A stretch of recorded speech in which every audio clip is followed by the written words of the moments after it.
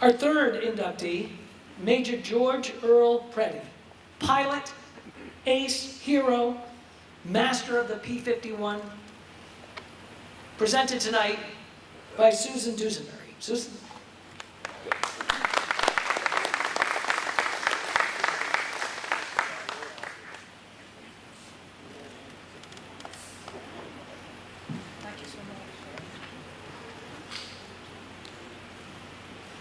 Okay, thank you all so much for coming tonight. I'm very familiar with George Preddy. I served on the Preddy Foundation Board of Directors for I can't remember how many years, and some of my fellow board members are here tonight to accept on behalf of the Preddy family. George Preddy was on his way to become the leading ace in Europe when tragedy struck. General John C. Meyer, who was the fourth-ranking American ace in the European Theater of Operations and Preddy's squadron commander for more than a year, wrote this about George. "I have never met a man with such intense desire to excel. George Preddy was a complete fighter pilot." Preddy grew up in Greensboro, North Carolina. Before the war, he was a barnstormer pilot, and during the summer of 1940, Preddy was accepted into the United States Army Air Corps as a pilot trainee. In April of 1941, Preddy received orders to report to flight training, and on December the 12th, 1941, Preddy graduated from flight training and was sent to Australia, where he joined the 9th Pursuit Squadron.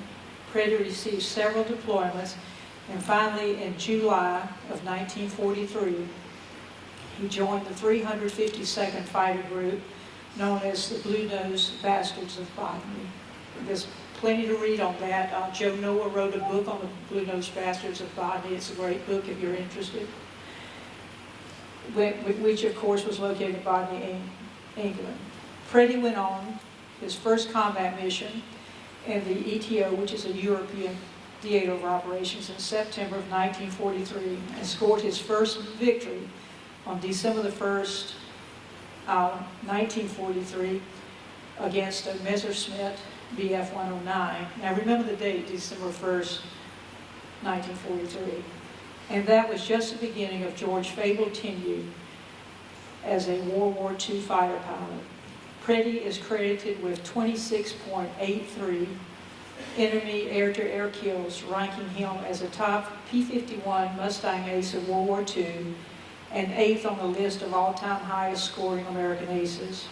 During the Battle of the Bulge in December 1944, now this is 1 year later from his first kill, elements of the group were moved to Fighter Strip Y-29 in Asch, Belgium.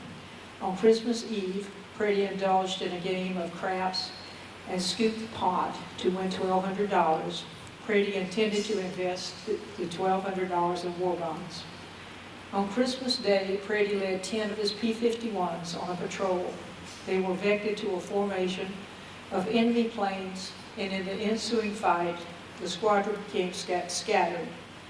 Preddy downed 2 Messerschmitts 109s, and his wingman, Lieutenant James Carty, were then vectored to an unknown number of bandits near Liege. Preddy saw a Focke-Wulf 190 on the deck and went after him at treetop level. As they roared over American AC-AC batteries, Preddy was hit by friendly ground fire and killed, probably by the bullets from a Quad 50. A Quad 50 is a Browning 50 caliber machine gun, by the way. Preddy's letters home show Preddy to be a true believer in the philosophy of life that's seen beyond his 25 years. Preddy was only 25 years old when he was killed. Meyer wrote that he was a man with a core of steel and a largely sentimental soul. George Preddy received the following awards for his service in World War II. And remember, I said he had 26.83 kills.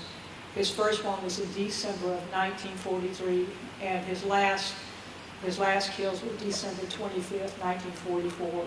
So his tenure as a fighter pilot was basically, a combat fighter pilot was 1 year, which when you compare it to a World War I fighter pilot is astronomical, since World War I fighter pilots lived an average of 10 days. Anyway, Preddy received the following awards: the Croix de Guerre with Palm from Belgium, Distinguished Flying Cross, Silver Star, Distinguished Flying Cross, it was Distinguished Service Cross, Distinguished Flying Cross, Purple Heart in the Air Medal. George, along with his brother Bill, who was killed in action in a P-51 Mustang on April 17, 1945, or 4 months after George was killed, are buried in Lorraine American Cemetery and Memorial Saint Avold in Lorraine, France. And lastly, lest we forget, tonight we are proud to welcome George Preddy to the North Carolina Aviation Museum Hall of Fame. And accepting for George is Eddie Smith, member of the Preddy Foundation. Eddie, would you come forward?